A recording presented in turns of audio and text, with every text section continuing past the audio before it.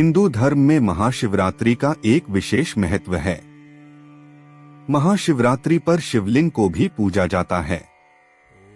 देवों के देव महादेव शंकर भगवान से जुड़ी जो सबसे खास बात है वो यह है कि केवल शिव ही हैं जिन्हें मूर्ति और निराकार लिंग दोनों रूपों में पूजा जाता है। आज हम आपको शिवलिंग से जुड़ी कुछ खास बातों के बारे में बताएंगे। देश भर में शिव के 12 ज्योतिर्लिंग हैं और इनकी पूजा की जाती है। मान्यता है कि शिवलिंग की पूजा समस्त ब्रह्मांड की पूजा के बराबर मानी जाती है, क्योंकि शिव ही समस्त जगत के मूल हैं। शिवलिंग के शाब्दिक अर्थ की बात की जाए तो शिव का अर्थ है परम कल्याणकारी और लिंग का अर्थ होता है सृजन। लिंग का अर्थ संस्कृत में चिन्ह या प्रतीक होता है। इस तरह शिवलिंग का अर्थ हुआ शिव का प्रतीक। भगवान शिव को देव आदिदेव भी कहा जाता है, जिसका मतलब है कोई रूप ना होना। भगवान शिव अनंत काल और सृजन के प्रतीक हैं। भगवान शिव प्रतीक हैं आत्मा के, जिसके विलय के बाद इंसान परमब्रह्म को प्राप्त कर लेता है। शिवलिंग का महत्व। शिवलिंग के संदर्भ में स्कंद पुराण में आकाश को भी लिंग स्वरूप माना गया है। शिवलिंग वातावरण सहित घूमती हुई पृथ्वी तथा समस्त अनंत ब्रह्मांड की धुरी है। शिवलिंग का अर्थ अनंत भी है, जिसका मतलब है कि इसका कोई अंत नहीं है, न ही प्रारंभ है। वायु पुराण के अनुसार प्रलय काल में प्रत्येक महायुग के पश्चात समस्त संसार इसी शिवलिंग में मिल जाता है और फिर संसार इसी शिवलिंग से सृजन होता है। इसलिए विश्व की संपूर्ण ऊर्जा का प्रतीक शिवलिंग को माना गया है।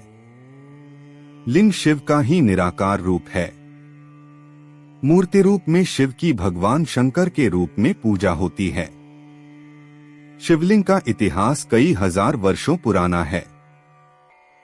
आदिकाल से शिव के लिंग की पूजा प्रचलित है। सभी देव देवताओं में शिव ही एकमात्र भगवान हैं जिनके लिंग स्वरूप की आराधना की जाती है। इस संदर्भ में भिन्न भिन्न प्रकार की कथाएं और मान्यताएं हैं। कहा जाता है समुद्र मंथन के समय में विष समाप्त करने के लिए शिव ने सारा विष अपने कंठ में रख लिया। शिव का कंठ विष पीकर नीले रंग का हो गया। वह नीलकंठ कहे जाने लगे, लेकिन विष ग्रहण करने के कारण भगवान शिव के शरीर का दाह बढ़ गया। उस दाह के शमन के लिए शिवलिंग पर जल चढ़ाने की परंपरा प्रारंभ हुई, जो आज भी चली आ रही है।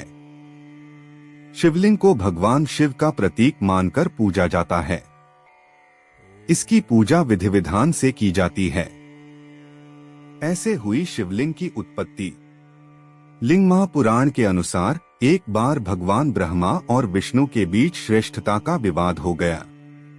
जब उनका विवाद बहुत अधिक बढ़ गया, तब अग्नि की ज्वालाओं के लिपटा हुआ लिंग भगवान ब्रह्मा और भगवान विष्णु के बीच आकर स्थापित हुआ था। दोनों उस लिंग का रहस्य नहीं समझ पाए। इस रहस्य के बारे में विष्णु भगवान और ब्रह्मदेव ने 1000 वर्षों तक खोज की, फिर भी उन्हें उस लिंग का स्रोत नहीं मिला। निराश होकर दोनों देव फिर से वहीं आ गए जहां उन्होंने लिंग को देखा था।